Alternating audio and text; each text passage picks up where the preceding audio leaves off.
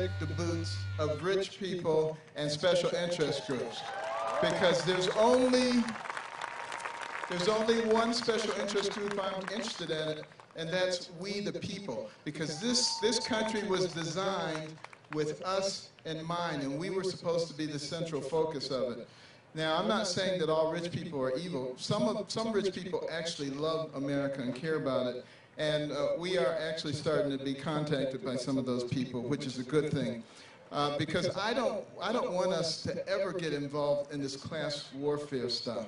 You know, that's what the socialists and the communists say you must keep at the front burner all the time, because there are more poor people than there are wealthy people, and if you can create this conflict between them and help the poor people think that you are their savior, then you can keep them in servitude, and you can cultivate their votes, and you can build your power base.